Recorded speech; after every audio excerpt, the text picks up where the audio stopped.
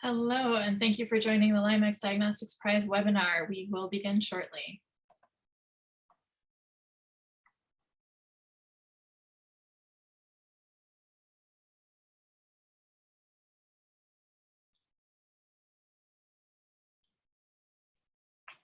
Thanks all for joining. I'm seeing our list jump up here. Thanks for joining the LymeX Diagnostics Prize webinar. We'll get started in another minute or two.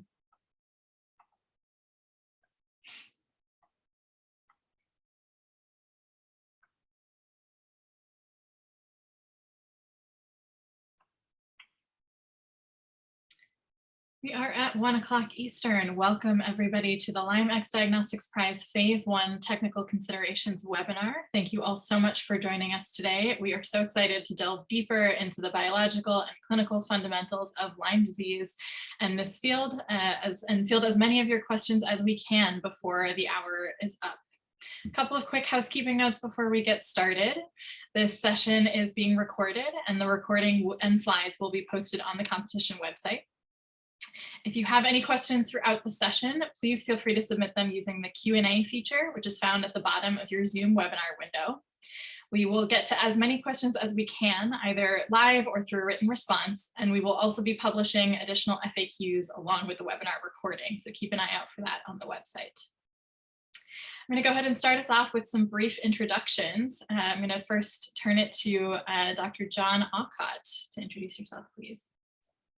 Yeah, hi, I'm John Aucott. I'm the director of the Lyme Disease Research Center at Johns Hopkins. I'm an infectious disease physician and clinical translational researcher, and I'm here as a subject matter expert in Lyme disease. Thank you so much, Dr. Aucott. Dr. Liz Horn. Hi, I'm Liz Horn. I'm the principal investigator of the Lyme Disease Biobank. It's a collection of human biological samples that we make available to people working on diagnostics for Lyme disease. It's a program of Bay Area Lyme Foundation, and I'm also here as a subject matter expert. Thank you so much, Dr. Horn. My name is Shivani Bhatia. I'm a senior associate at Luminary Labs. We are a strategy and innovation consultancy based in New York City, and we are designing and administering the competition on behalf of LymeX in partnership with NASA's Center of Excellence for Collaborative Innovation. I'm leading our LymeX team, and I'm really excited to be here with our guest speakers today, Dr. John Aucott and Dr. Liz Horn. As guest speakers, they're here as subject matter experts and are speaking in their own capacity. What they share is intended to support all prospective entrants in developing their submissions, but it is not official guidance or direction for the competition, and it does not necessarily represent the views of the Stephen and Alexandra Cohen Foundation or the U.S. Department of Health and Human Services. We're very grateful to both of them for their time and expertise in this field. So thanks for joining us. Before we turn it over to our guest speakers and before I walk through our agenda, I'd also like to invite one of the sponsors of the LymeX Diagnostics Prize, which is the Stephen and Alexandra Cohen Foundation, to welcome you. Ben Nemser, I turn it to you. Thanks, Shivani. Thank you all for coming today. My name is Ben Nemser, Senior Program Officer at the Stephen and Alexandra Cohen Foundation. Today, we're discussing the $1 million Phase 1 of the LymeX Diagnostic Prize competition, which is open now. Future phases of the competition will only be open to winners of Phase 1. Those future phases are an important part of what we're trying to achieve here. And I wanted to note that the Stephen Alexandra Cohen Foundation has pledged $10 million for prizes across all potential competition phases. We're excited to nurture the development of next generation diagnostics through the LymeX Diagnostics Prize. Thank you so much, Ben. I'd like to start us off with a very brief poll to get to know everyone in the audience today a little bit before we dive in. So I'm going to go ahead and launch this poll. Make sure I have this up here. We'd just like to know a little bit about who's joining us today and what your field of expertise is here. There we go. So yeah, what is your field of expertise and interest in the LymeX Diagnostics Prize? We'll keep this open for about 30 seconds. We're seeing a lot of diagnostics folks and biotechnology folks joining us today. Excited. A few patient and caregiver advocacy. Thanks so much. A number of clinicians, a few government folks, a handful of others. I love to see the others coming in. Thank you all so much. We'll give it another couple of seconds. All right. Thank you so much for participating today. We really appreciate your interest. All right, we'll begin today's session with just a very brief overview of the LymeX Diagnostics Prize. We went into detail about the prize competition during our information session that we hosted in June. So if you'd like more information about the overview of the prize competition, please watch the recording that is posted on our website. We'll drop a link to that in the chat. After that overview, I'll turn it over to our guest speakers. Dr. Aucott will be giving an overview of the fundamental biology of Lyme disease, as well as its clinical presentations. And Dr. Horn will discuss some of the opportunities and limitations of current diagnostics, as well as some principles for sample planning and characterization. We'll close today with a moderated Q&A, so please use the Q&A function of the Zoom webinar to submit any questions during the presentations. So just a very brief overview of the LymeX Diagnostics Prize. As we shared in the previous webinar, there is an urgent need for better diagnostics for Lyme disease, which is the most common vector-borne disease in the United States. The LymeX Diagnostics Prize goal is to accelerate the development of next-gen Lyme disease diagnostics and, importantly, advance their progress towards review by the FDA. We are currently in phase 1 of the competition, which calls on scientific, technical, and clinical experts to submit innovative methods for detecting active Lyme disease infections in people. Entrants are asked to submit a concept paper that describes the proposed test or tests in detail. It should give a well-supported rationale for why the test will be successful, and it should summarize your plan for development and validation over the next few years. These submissions should also clearly address how entrants plan to prepare for near-term submission of developed tests to the FDA for review and regulatory clearance. You can view the complete submission form as well as instructions on the competition website. Winners will receive an equal share of the $1 million phase 1 prize pool. If the planned phase 2 moves forward, the winners of phase 1 will be invited to participate in that second phase of the competition. We anticipate that subsequent phases will offer an additional $9 million in cash prizes, subject to the availability of funding. In addition, they will offer specialized technical assistance and other forms of support, development support, enabling the teams to participate to speed development beyond what is currently seen as possible. We hope to share more about potential future phases in the weeks and months ahead. Just to give a brief overview of our timeline, submissions opened on May 17th. We hosted that virtual information session in June with some additional information about the prize competition, as I mentioned, and you can review the recording on our website if you're interested in learning more. Today, we're here for our technical considerations webinar. All submissions must be received by Monday, August 8th, 2022 at 4:59 p.m. Eastern Time.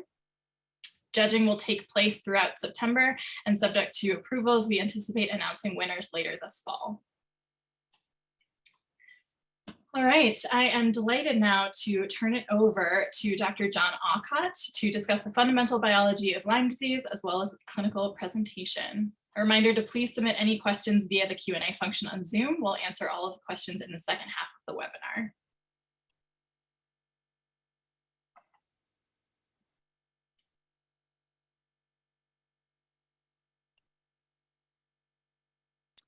All right. Am I good to go? You are good to go. Thanks, Dr. Aucott. All right. So it's a pleasure being here. Again, I'm going to be approaching this from a clinical infectious disease standpoint. So tick-borne diseases are a large number, and the Ixodes scapularis and pacificus transmit Borrelia burgdorferi, which is what we'll be talking about today. But don't forget, they transmit other Borrelias like Neomotoi. They transmit Anaplasma, and Babesia, and Powassan virus. And then on the horizon, or not so much the horizon is here, are Lone Star ticks, amblyoma, which transmit look-alike illness that looks a lot like Lyme disease, southern tick-associated rash illness, and a non-infectious disease, alpha-gal meat allergy. So just to give a feel of the spectrum of tick-borne diseases, but today we're just talking about Lyme disease. So Borrelia burgdorferi is the agent of Lyme disease. It's an obligate parasite only found in animals or ticks. It's not an environmental organism, doesn't live in the water or the air. It's a very unusual organism. It's related to syphilis. It's a spirochete. It replicates slowly. It's very difficult to culture, and culture is only available in a relatively small number of research labs. It's an interesting organism. It doesn't have genes for biosynthetic enzymes. It actually doesn't use iron. It uses manganese for a cation. It's a motile, very motile, fast-moving spiral bacteria that's distantly related to gram-positive and negative bacteria. It has a funny genome, a linear chromosome, but also linear and circular plasmids that comprise the genome. And its long, slender morphology makes it very difficult to see by standard like microscopy. Circled here, you can see one organism in this whole field of pathology. And believe it or not, we're still relying on silver stains to identify the organism. Immunofluorescent stains or nucleic acid detection methods really aren't uniformly or available at all in clinical laboratories. So a funny organism presents a lot of challenges. It's got a structure with two cellular membranes like a gram-negative, has a flagella between the membranes that allows it to move quickly. It has many lipoproteins, although it doesn't have true LPS. And it has a peptidoglycan that's quite unique too. Everything about Borrelia burgdorferi is unique. This peptidoglycan is unique, and it's shed during the growth of the organism into the environment. So some interesting and unique aspects to the organism. So now I'm going to transition a little bit to clinical. That's my specialty, and give you a feel for the different stages of Lyme disease, because when you're talking about diagnostics, the stages that you're trying to diagnose are critical. So it's a vector-borne infection, starts with a tick bite. The tick inoculates Borrelia into the skin, where the initial infection takes place in the skin. During that time, the immune response starts. And this is a critical point, during that skin infection, there's a transient spirochetemia in at least half of the patients, but it's transient. Borrelia doesn't live in the blood, but it's transiently in the blood during this initial phase of infection. The incubation period here is around 10 days. And during that 10 days of incubation period, the skin infection usually, but not always, results in a skin infection, a lesion called erythema migrans. And that erythema migrans actually goes away even without treatment. So this is what happens without treatment. I'm describing to you untreated Lyme disease. That erythema migrans goes away over a period of weeks as the immune response starts to attack the Borrelia in the skin. But a large percentage of patients, the Borrelia has already escaped the skin, and the first sign of dissemination is often a disseminated skin rash with multiple EMs, not from multiple tick bites, but from bacteremia from the initial infection in the skin. And that disseminated phase is where you see neurologic phenomenon like cranial nerve palsy and meningitis. That's also the stage of carditis. So during this disseminated or second stage of the infection, the diagnostics are going to look different than during the initial primary EM phase. And the reason for that is it's during this disseminated phase that the IgG response is really taking full force. In the early stage, it's just an IgM response. In this disseminated phase, you get an IgG antibody response. And that, again, usually results in resolution of these signs of disease, often even without treatment. The last phase, the third phase of late Lyme disease, is musculoskeletal arthritis and late neurologic disease. And the schema, I don't want you to think the schema implies that everyone goes through all three stages. Actually, they don't. They typically go through stage 1 and 2, and by that point, they get treated. And stage 3 patients usually don't present till that manifestation of stage 3. By definition, if they were treated at stage 1, you won't develop stage 3 late Lyme arthritis because it's a manifestation of untreated disease. So that's the stages you should be thinking about. So during that early stage, this is a highly inflammatory lesion. This is an infrared photograph of an EM lesion. You can see the veins are hot. The red is hot, green is cool. So you can see the potential for dissemination early in the EM phase as the veins are draining the lesion, the lymphatics are draining the lesion. So that's when the dissemination in your transient bacteremia will occur. So we know that dissemination occurs commonly. These are CDC data now, looking at the reported cases of verified Lyme disease to the CDC. See that 71% of their reported cases are erythema migrans, but they still see a lot of manifestations of disseminated disease. 30% of the cases are late Lyme arthritis. And then a smattering of cases, not trivial, of disseminated early disease. This is a disseminated rash. Again, this is actually a case report from the Annals of Internal Medicine of a patient with a disseminated rash in whom the diagnostics didn't lead to a diagnosis early. The patient developed carditis. This is myocardium with a single spirochete, and actually the patient died of Lyme carditis. So even though Lyme carditis is a small percentage of cases, it's a manifestation that can actually lead to death, and this patient actually died from Lyme carditis. So I'm going to transition a little bit to a little more subtle, but I think an issue you need to be aware of is that we talked about untreated Lyme disease and the manifestations, but remember, there are also post-treatment manifestations of Lyme disease. You could use the analogy of sort of like long haul COVID. There are long haul Lyme manifestations. One of these has been known forever. It's called post-infectious or antibiotic refractory late Lyme arthritis. These are patients with Lyme arthritis that get treated with antibiotics, have persistent synovitis, a positive IgG serology, but their synovectomy tissue, when it's obtained, is PCR negative. And this has been shown by Alan Steer's group and is thought to be due to autoimmune etiology. So post-antibiotic exposure, Lyme disease has an ongoing life. And one is this post-infectious Lyme arthritis. It's about 10% of people that have treated late Lyme arthritis.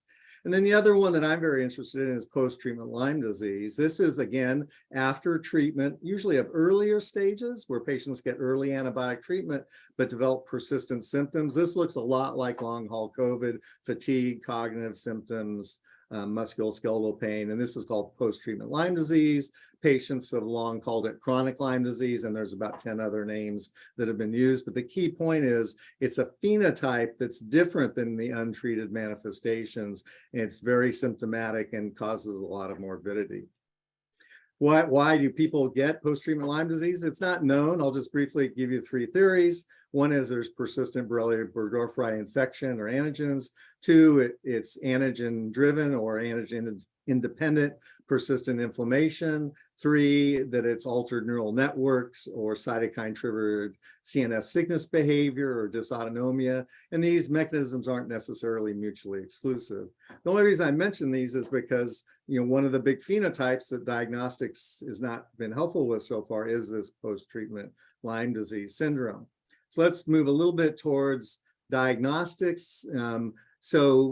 This is a great statement I want to throw out there when we're talking about diagnostics for Lyme and post-treatment Lyme disease. If Borrelia is there, if it's in you, then you should be able to detect it, right? So one of the big focuses of this competition is talking about detecting active Lyme disease. So I want to focus a little bit what a clinician looks at in diagnostics and the difference between indirect diagnostic tests and direct diagnostic tests.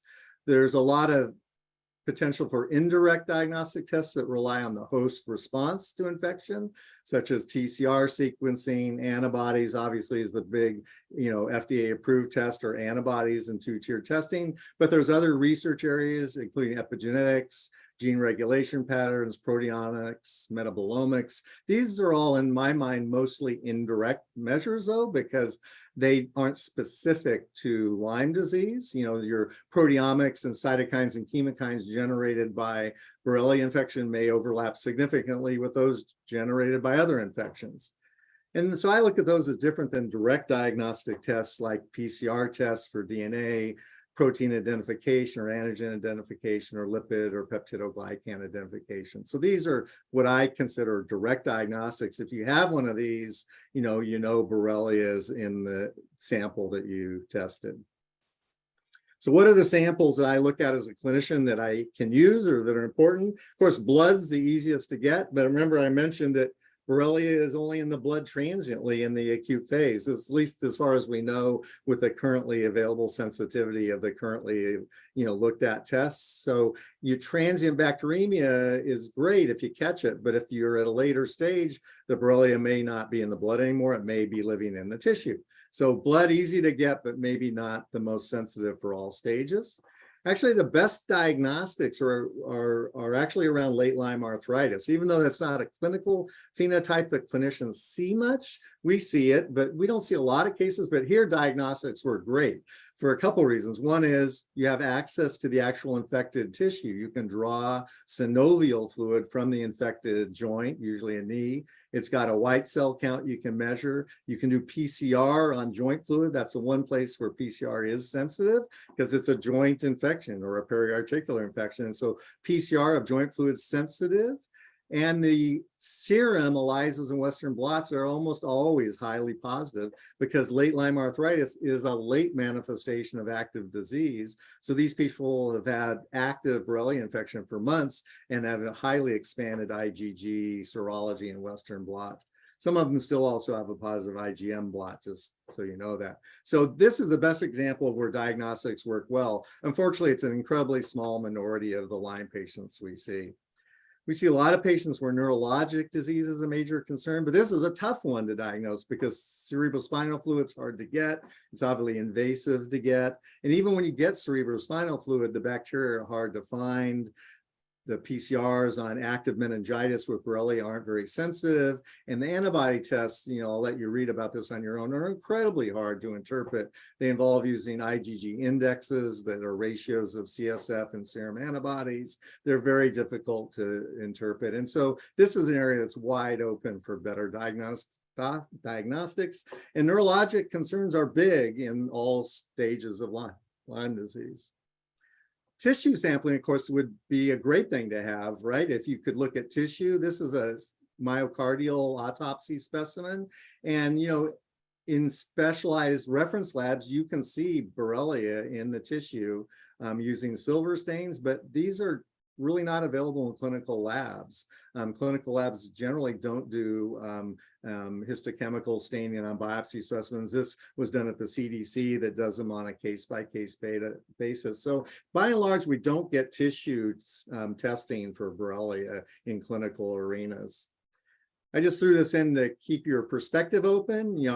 This is a reminder to tell you that not all diagnostics have to be blood or tissue. We've worked on PET imaging to look at as a diagnostic of this is in post-treatment Lyme disease syndrome. Now, this might not be a direct diagnostic. This is a TSPO ligand that's a glial cell marker for inflammation. It's not specific to Borrelia, but you could envision people working on imaging that is specific Borrelia. So I just throw this in there to keep your perspective open on all the types of diagnostics that could be interesting to think about. You may be wondering, well, what the heck is the gold standard? Well, the gold standard is actually skin biopsy and Borrelia culture. We do this in a research setting, but it's not available in a clinical setting. But this is the gold standard, a skin biopsy with Borrelia culture, which is actually pretty sensitive in a research setting for, that's the obvious, direct test for Borrelia is a positive culture, and it's best done on a skin biopsy sample. So that's the gold standard. So a clinician's view of current state of the diagnosis in Lyme disease. The tests are most helpful in people with symptoms more than a few weeks. The sensitivity is limited by biologic delay in seroconversion with a high false negative rate in the first few weeks. And the specificity is limited by the fact that, antibodies may stay positive after infection for long periods of time. There's also no test of cure for Lyme disease that the clinicians would love. There's no validated culture available from clinical labs. And remember, the PCR is not sensitive currently for blood or CSF. For blood, you need to be able to measure 1 or 2 Borrelia copies per ml probably to be sensitive for acute Lyme disease on PCR tests. Liz is going to talk about this in detail. This is the 2-tier testing serology paradigm. I'll just point out this IgM versus IgG cutoff at 30 days is crucial because that really complicates the use of the 2-tier testing. The reason it does because is during the early stage, when you use IgM testing, the IgM serologies aren't that sensitive. And when you're sick or long enough to have neurologic involvement, you need a positive IgG, not an IgM. And they're okay sensitive, but they're not 100% by any means. And so you get these 2 seronegative windows, one where the IgM hasn't formed yet in the first 30 days, and you also get a small seronegative window where the IgG may not have the 5 bands that have to be present in the IgG phase. You get another small seronegative window in a percentage of patients. It's unclear how the modified 2-tier testing will perform in this like 4 to 5 week period where you sometimes don't have IgG 5 bands on a Western blot, but that'll be seen. And then the other thing I want to point out that's really important is that convalescent serology, after the acute phase, now they've been sick longer than 4 weeks because it's a convalescent serology after the end of treatment. The IgGs aren't usually positive in people that have been treated at the acute phase, and then you obtain a convalescent serology 4 weeks later. And I think Liz will talk more about this later. So I'm going to finish up with a paradigm for how I use these tests in clinical practice. I get a person who has risk for tick-borne disease. It's June, they have a fever, they're sick, and my differential is broad. If they have a typical erythema migrans skin lesion, I'm in luck because then I don't need testing, no labs required, treat for Lyme disease, monitor for other tick-borne diseases. But if they don't have an erythema migrans rash, they could have anything, right? And so then I have to test, I have to do acute and convalescent Borrelia titers. If PCRs are available at my institution, I would send those for anaplasma, babesia. And the tough clinical decisions, what do? Do I treat while I'm waiting the tests? Well, if the patient's really sick, especially if they're at risk of a life-threatening illness like Rocky Mountain spotted fever or anaplasma, you're probably going to treat them while you wait for their tests to come back. Remember, I said treating affects seroconversion and Borrelia serology. So if you treat early, your Borrelia serology will be impacted and may never develop an IgG response. So clinicians are often left with the decision, do I treat, waiting for these tests, knowing that these tests may not be diagnostic by the time they come back 4 weeks later, the convalescent serologies. So this is the way a clinician uses testing currently. I'm going to end up with my favorite saying to patients and trainees: antibodies do not equal infection. The illustration I use is, if you measured me today for antibodies to measles, mumps, and rubella, I have them. I don't have those diseases today. So antibodies do not equal infection. And with that, I'm going to wrap it up, and you'll learn more about this from Liz in a second. Thank you so much, Dr. Aucott. I'm excited to turn it over to Dr. Liz Horn now.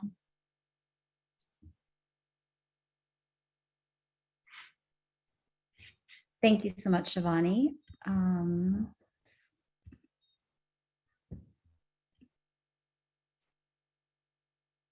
So I want to thank the organizers, the Cohen Foundation, for giving us an opportunity to talk today.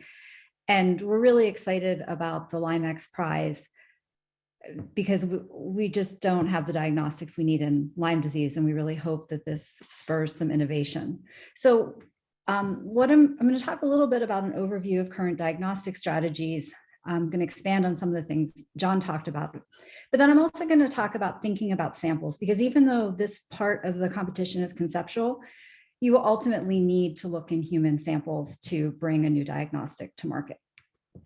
And so most of my talk is going to focus on early Lyme because that's where I spend most of my time thinking about, but I really want to emphasize that diagnostics are needed across the continuum of Lyme. And especially in later stages of Lyme disease, our diagnostics just don't work very well. As John mentioned, diagnostic performance varies at different stages of Lyme disease, and our current diagnostics are insensitive in early Lyme disease. He showed the data from Maria Aguirre-Rosenfeld, and I mean, that was, I think, from 2005. And we've known this for a long time, but even in our study, with patients with an EM greater than 5 centimeters, which is a clinical diagnosis, we only have 29% of people that are 2-tier positive in early disease. So there's a real gap in early disease. These current diagnostics work well in later stages, such as Lyme arthritis, but that's not seen very often in the clinic. And there are no diagnostics for persistent Lyme, chronic Lyme. People call it by a lot of different names. So one of the things about early Lyme is there's a very large market. The CDC estimates that nearly 500,000 people get Lyme disease each year. And while early Lyme can be defined clinically when an erythema migrans is present, it can also, early Lyme can also present without an EM. And even if an EM is present, you might be in a place where a clinician may not notice it, or it might be in a place that's hard to identify. And generally, most of the people I'm working with, the sample users, they're requesting early Lyme samples, although we do have samples of persistent Lyme where there's another group of sample users using those. And again, diagnostics are needed across the continuum of Lyme. So to diagnose early Lyme disease, there's the clinical diagnosis. If you're in an area of endemicity and you have it's the summer, spring or summer, and you've suspected tick exposure and you have an erythema migrans, that's a clinical diagnosis. Testing is not indicated. These patients don't typically get tested. Sometimes they do get tested if other tick-borne diseases are being considered. And here are two examples of EMs on the right-hand side of the slide. And if you look at them, the one on the top is it's reddish pink. It's kind of roundish oval, homogeneous erythema. This is the more common presentation of what we see than sort of the central clearing, which is below. And I think that in some of the pictures you see online, people are expecting a bullseye, but that's not really how Lyme disease presents. And not all patients even get an EM or notice an EM. It could be in a place that's hard to identify. They're harder to identify on the legs and in places where there's hair. It could be in the scalp. And again, just to reiterate, not all erythema migrans have central clearing. So for our indirect detection methods, right now we really have the standard 2-tier testing algorithm as well as a modified 2-tier testing algorithm, which I'll talk about a little bit later. And then our direct detection methods, PCR and culture, which are really challenging based on just how difficult Borrelia can be to detect. I wanted to highlight that EMs frequently lack central clearing. I'm going to show you a lot of EMs that have central clearing, but I just wanted to show this slide. And you can see that they appear differently on different people. They can be red, they can be difficult to see on darker complexions. And again, it's not always a bullseye. So this is the standard 2-tier testing algorithm. And in the clinical setting, it's a reflexive test. So that means if you get a positive or an equivocal on the first test, then you reflex to the second test. And the timing is very important. So the signs or symptoms of less than or equal to 30 days, you can look at the IgM or the IgG response on a Western blot. But if it's after 30 days, you need to look at the IgG response. And again, that can be challenging in identifying that 30 days. When did the person get bit? When did they notice if they get a Lyme rash, when did they notice that? So there's definitely some variability there. And I wanted to list what the bands are. And for IgM, you need a minimum of 2 of 3 positive bands. And for IgG, you need a minimum of 5 of 10 positive bands. And this image is from the CDC, and this was last updated in November of 2011. We've since have a modified 2-tier testing algorithm. It was first approved in July 2019. It's now available from several manufacturers. And the key difference is there are no immunoblots. The assay still contains 2 tiers. If the first tier is positive or equivocal, then additional ELISAs are run, and depending on which manufacturer, it could be 1, it could be 2, and they're run with antigens that are different than those in the first tier. So it does give more sensitivity in early disease than the standard algorithm, about 10 to 20%. It reduces some of the interpretation challenges with blots. And if you've looked at a Western blot, sometimes it's hard to tell if the band is actually there or not. And you can get some variability with individuals that are reading the blots or software. But there's the same level of false positives and cross-reactivity as the standard test. And one of the disadvantages is you can't monitor the IgG expansion on the blots. Now, depending on when the test is given, if a patient has been treated, the IgG may not expand, and several groups, including John's group and our group, have shown that. So here are some limitations of current testing type. Serology is insensitive in early disease. The results are really influenced by antigens in the first tier. So we've run multiple first tier ELISAs, and we get different results in some patients. There's cross-reactivity with non-Borrelia antibodies with lookalike diseases. And if you obtain the CDC panels, they have a number of diseases where there can be cross-reactivity. And it doesn't differentiate from current or previous infection. And for people that live in endemic areas and may work outside, they're a park ranger, they're a landscaper, they just garden a lot, they can get Lyme disease multiple times. They get Lyme disease, they get treated, but it's definitely possible. And so not being able to differentiate can be challenging. So you really can't tell if the infection is active.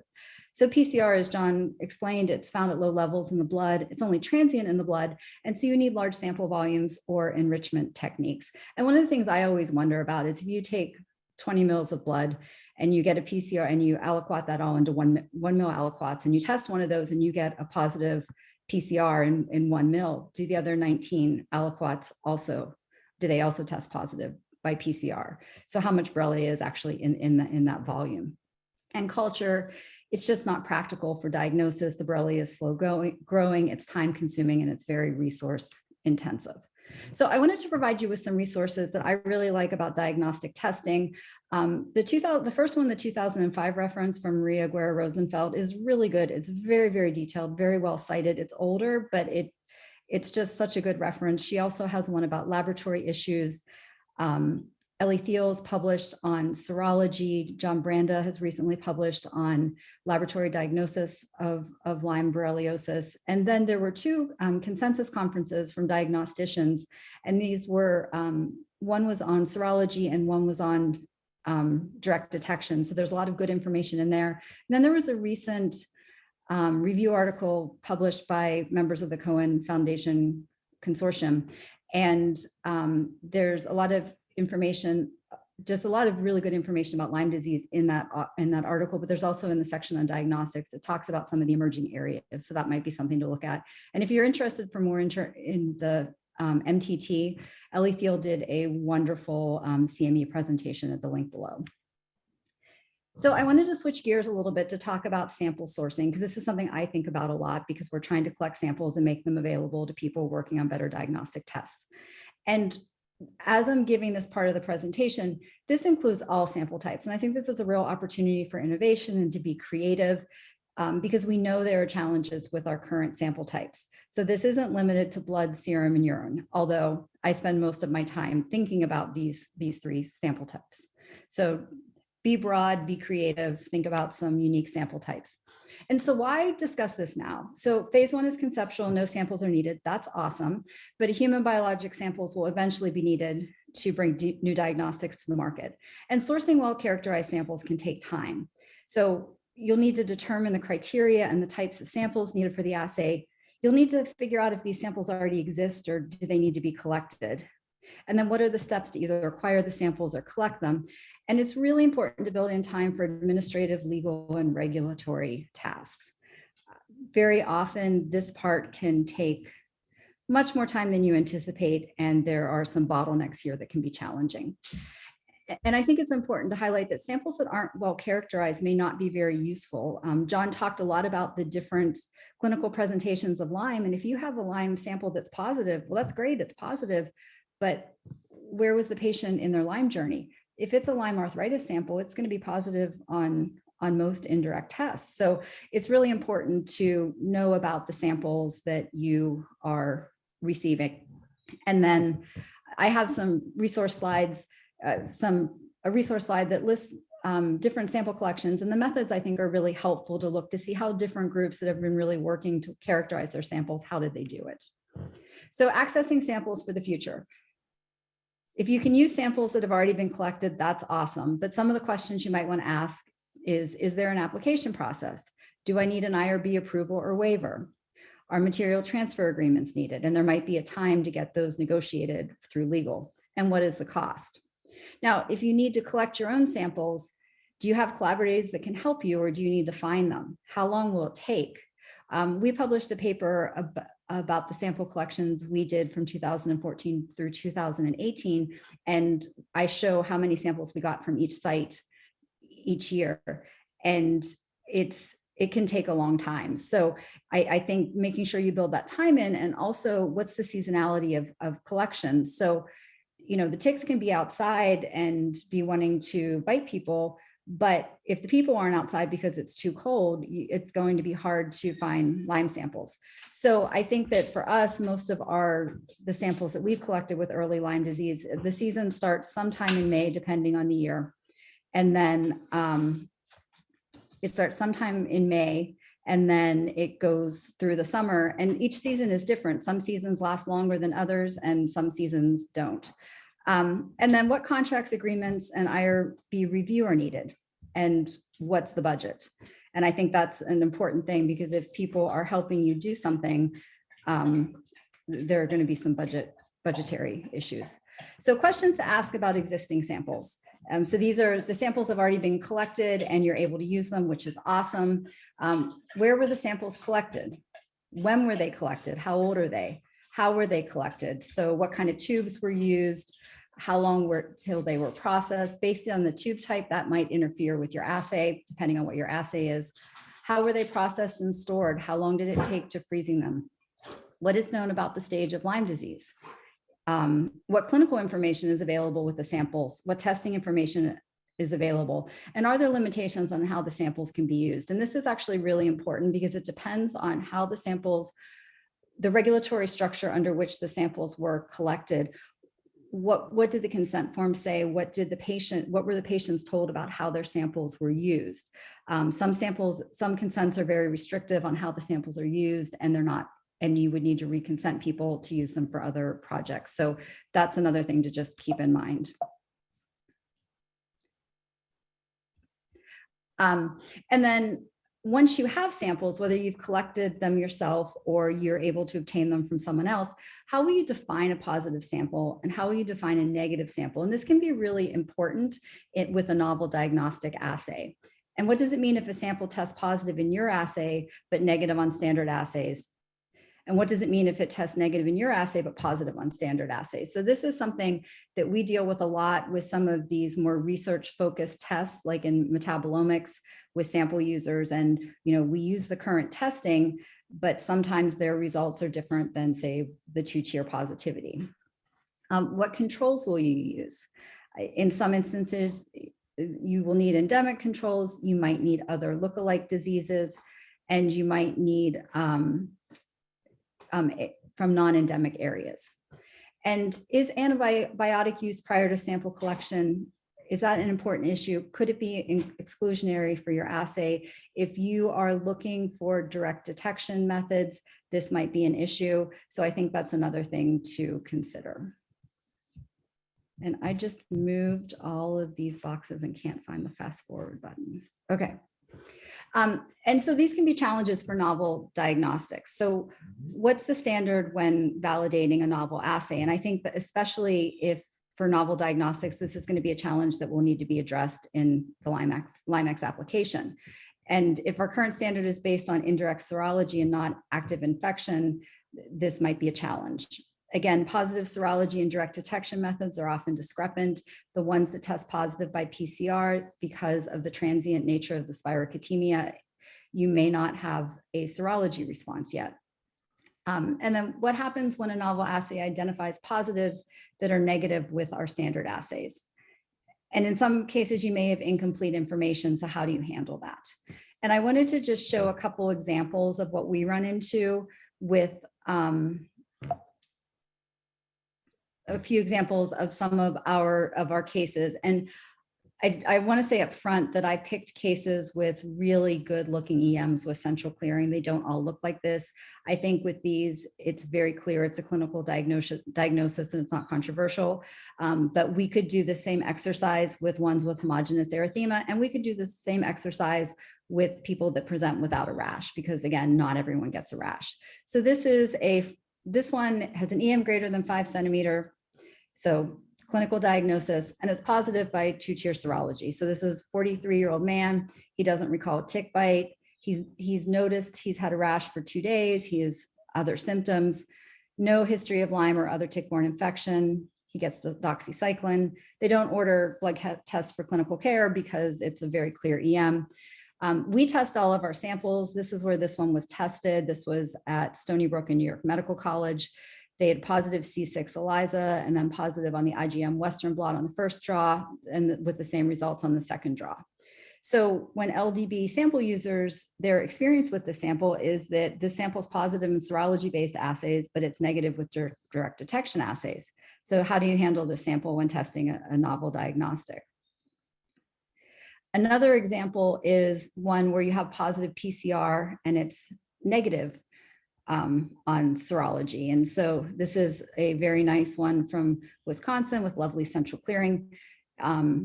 It's a 31-year-old male that reported a tick bite 3 days ago. The tick was attached for 1 hour. And again, I think these are just when people notice things. So I think this is great information, but because most people don't feel the tick bite, because the tick saliva has sort of an anesthetic in it that you don't feel it when it goes in, I always wonder if things were attached longer. The rash has been present for 3 days, lots of other symptoms, including brain fog, no previous history of Lyme or tick-borne infections, prescribed doxy, no blood tests ordered for clinical care. But again, we test everything. This sample was tested at Mayo Clinic, PCR positive in the blood for Borrelia. And it was negative on all serologic tests on the first draw, and this patient did not have a second draw. Now, one of the things with our testing is we do not do reflexive testing. We run 2 ELISAs and both blots on all the samples, including the controls, because we just want to know what that data is. And so in clinical care, if they did run serology, they wouldn't run the blots. But again, we know it was negative on all of these. And again, this sample is negative with serology-based assays, and it's positive with direct detection assays. So how do you handle this sample when testing a novel diagnostic? And then we have ones that just get harder, because now we're looking at this individual. So the EM's greater than 5 centimeters. Again, no blood tests ordered for clinical care. The rash here was present, doesn't recall a tick bite, but the rash was present for 14 days, reports fatigue and headache, no previous history of Lyme or other tick-borne infections. Tested at Stony Brook and New York Medical College, negative PCR, positive on C6, but negative on the blots. And again, because we don't do reflexive testing, we're running all of this, but in the clinical care, the blots would not be run. So our sample user experience is that it's negative with serology-based assays, negative with direct detection assays. And so how do you handle the sample when testing a novel diagnostic? And my last example, I think this is the most difficult. This is a 40-year-old female, doesn't recall a tick bite, has had a rash for 3 days, has no additional symptoms. The sample was tested at Mayo, and it's negative on all the tests. So how do you handle this sample when testing a novel diagnostic? So again, I think these are challenges that we have with our current testing, and especially as we look to newer and novel diagnostics. And I think this is something that as you're working on your applications, that it will be important to address. And this is the group of papers that have really good method sections that talk about how they collected and characterized their samples. So this might be helpful for you. And I think you can never plan too early for the samples you will need. And I'm happy to take any questions, and thank you so much. Thank you so much, Dr. Horn. So we have now reached the Q&A portion of today's session. I'm excited to have some chance to chat with both of you. Thank you to everyone who's already submitted questions for the team and for our experts. Reminder to please put any questions in the Q&A box, and we have about 13 minutes left, so we'll get to as many questions as we can in the time remaining. We'll post answers to those and any other frequently asked questions on the competition website soon. Before I start to pose these questions, I'd also just like to encourage folks to enter the LymeX Diagnostics Prize. You can start a submission by registering your team on the website. From there, you can read additional details, explore the resources, join the entrant community. And remember to complete your submission form and upload a concept paper by 4:59 p.m. on Monday, August 8th. All right, moving into some of our questions today. I'm going to start with one question that we received from a few folks in advance, which is, are you looking for an already validated or market-ready tests, and would a concept be competitive? So we did cover this in our previous webinar in June, so I'm going to encourage folks to review that. If you have not yet gotten a chance to, feel free to rewatch it and watch the recording that's posted on the website. But it's an important point, so I'm going to reiterate. The LymeX Diagnostics Prize is open to any stage of development, provided that the solution is an innovative diagnostic for active infection. We're only asking for concepts and plans for development in phase 1. So a successful phase 1 submission does not necessarily have to be an existing test or a market-ready solution. We also don't want to exclude more advanced ideas. We encourage you to submit if you believe your solution exceeds certain expectations of phase 1 submissions. A reminder that phase 1 seeks detailed concepts and plans for development that address how entrants plan to further develop their test or tests and prepare for regulatory submission. Potential future phases of the competition, if launched, may provide significant additional monetary prizes as well as non-monetary resources. So for example, technical assistance, access to mentors, to develop tests further, plan and conduct validation, and prepare for market entry and commercialization. All right, we have one specific question I think coming in for Liz. The question was, does the biobank have the ability to provide fresh samples versus frozen? So we've done that on a few case-by-case basis, but one of the real challenges is how soon do you need the fresh sample, because we use FedEx to ship our samples to the biorepository. So there's often a logistics aspect of that. So I think if that's a question, just please contact me offline. But again, that time to collection and time to when the sample is actually processed, it can be an important issue depending on the assay. Thanks, Liz. Another specific question that we have coming through, recognizing that Burgdorferi loads may be low in blood, is there a quantitative estimate in the field for the load that may be present in the blood during active infection? I'll expand that a little bit for our non-blood solvers as well. So are there just any general guidelines or standards for different analytes?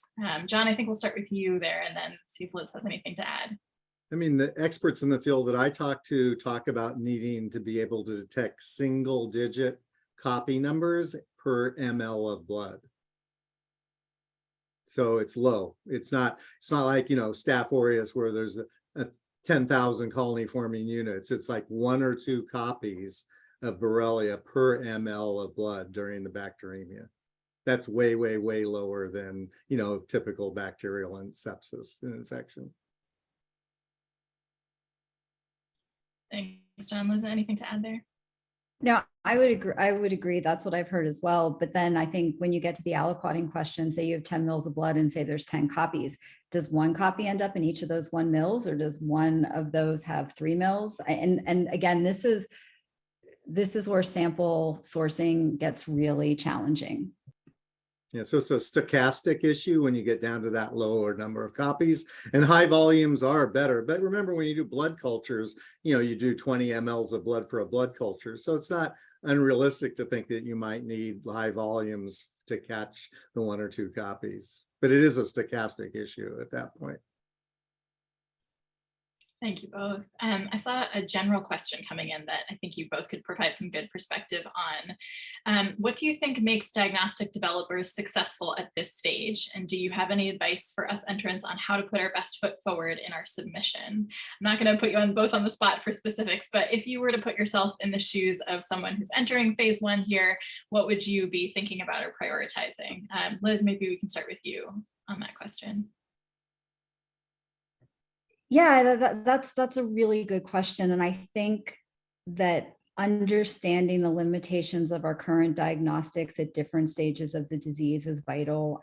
We have an application process for the biobank, and we get applications where it's clear that people don't understand that and our samples can't help them. So I think really just understanding some of the current limitations and how your diagnostic could overcome that limitation. And I think it's going to be, especially on these novel assays, how do you show that your positive is a true positive? That's going to be really important.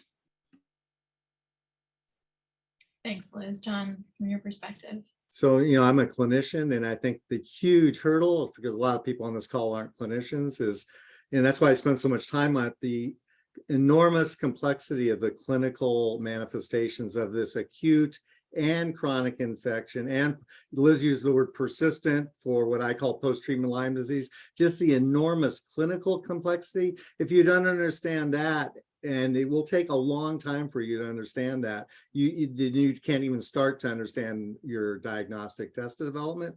The clinical complexity is enormous. This is not, a acute staph infection. It's a organism that develops acute and persistent infection, and then these post-treatment manifestations. It's very complicated, and that's hard for non-clinicians to understand. Yeah, thanks for that perspective. I'm seeing another question that relates back to the Borrelia bacterium. Are there specific Borrelia species and strains detected and identified, not assumed, in Lyme positive people in the United States? And what are the priority challenges to consider in detecting them? So I didn't get into that, but it is important. So there are genus species that are only thought to be in Europe, like Borrelia guerini and Afzelii and some others. So in North America, we think about Borrelia burgdorferi, usually a little bit Mayonii. So that's a big genus-species difference, but there are subtypes of Borrelia burgdorferi. We've done studies using, PCR and serotyping, and there are certain serotypes, OSC serotypes. And it's important because some of the OSC serotypes are probably skin restricted and don't disseminate, and other OSC serotypes disseminate more and cause more disseminated disease. But you can never know that unless you have, obviously, if you've got the organism in hand. And that's why we think it's so important to focus on direct diagnostics, where you get the, for development, the organism in hand, and then you'll know what serotype or RST type they are, because there are different, they are predisposed to dissemination, certain types, and others may just be skin restricted and never go into the bloodstream. So those are all subtypes of Borrelia burgdorferi in North America that are known about, yes. Thank you. Seeing another question in the Q&A box. Do you have characterized Lyme disease positive samples for purchase to support novel test development? How about samples negative by all current tests, but clinically positive, especially if novel diagnostic tests are very sensitive and specific? So Liz, I think this is a question for you. Of course, I want to be clear, we aren't signing you up to provide any samples yet, but there's a good question here, I think, about how solvers can think about or plan for sample access. Liz, we'll start with you, but any thoughts here on building the perspective that you presented earlier, and then Jen, I'll turn it to you. Sure. So the way we set up our program, we're a nonprofit and we look to partner for people. So you can't really just buy our samples, and we have an application process, and that's all outlined on the Bay Area Lyme website under the biobank section. You can also contact me. I'm happy to have a conversation with you. But if you look at the paper we published in JCM in 2020, it characterizes that first 550 samples, and we have a lot more at this point. But there is a large subset of samples with a clinical physician diagnosed EM greater than 5 centimeter that's negative on all the tests. And we've actually looked at, we just had a poster at the Gordon conference where we looked across 12 FDA cleared tests, and there's a group of patients that test, and it doesn't matter what the test is, they're negative on everything. And again, it's not reflexive testing. And so it's a huge, this is a huge gap in the disconnect between early disease and our current testing. And that's why I think a diagnostic for active infection is really important. I just wanted to I was looking in the chat, and someone had had a question about, with some of these early samples, are they too early for the serology to come up? Yeah, that's a really good explanation of it. But we're enrolling in a study, and we're not going to send the patient home and say, oh, come back in 3 days and we'll test your serology again. Then of course they're going to get treated. And especially if you collect in endemic areas, you have really knowledgeable, motivated patients, which is great because they're on the lookout of it, because they don't want the long-term effects of this. So they're coming in early. So yeah, so please contact me. We have information on the website, and this space is just such a challenge. And I think we're seeing that. I'll just add one thing. The other possible reason for seronegative, PCR negative, but with erythema migrans is, I didn't mention this, but southern tick-associated rash illness. It looks just like Lyme disease, but the biologic origin, the bacteria hasn't been identified conclusively. And so we're in the mid-Atlantic area where I practice, probably some of those people have southern tick-associated rash illness from a Lone Star bite and don't have Lyme disease, but have the rash, but don't have the antibodies or PCR because it's not due to Borrelia burgdorferi. Yeah, and we collect on Long Island, and we know the amblyomma tick is moving there. I talked to a chef that changed all of his recipes in a small village to get beef stock out of them to switching to chicken stock because people were so concerned about alpha-gal because of the number of amblyomma ticks. But the real challenge there is if we had a good test for Starry, we could test for Starry and say, oh, this is Starry, not Lyme disease. So it's complicated. And I think it's for people, for clinicians, this is just making it more complicated. Well, thank you both so much. We are a minute before time here, so I'm going to start to wrap us up. I know there's a few other questions that have come through in the Q&A, and so as a reminder, we will be addressing those and posting answers to frequently asked questions on our website, so keep an eye out there. I want to thank Dr. Liz Horn and Dr. John Aucott so much for your time today and for taking the time to speak with everybody. I want to thank all of our attendees for joining us today. We hope that this webinar has been informative and inspired you to contribute your expertise to this very important competition. If you're interested in entering, again, we can encourage you to register your team on the competition platform. We'll see the link in the chat shortly.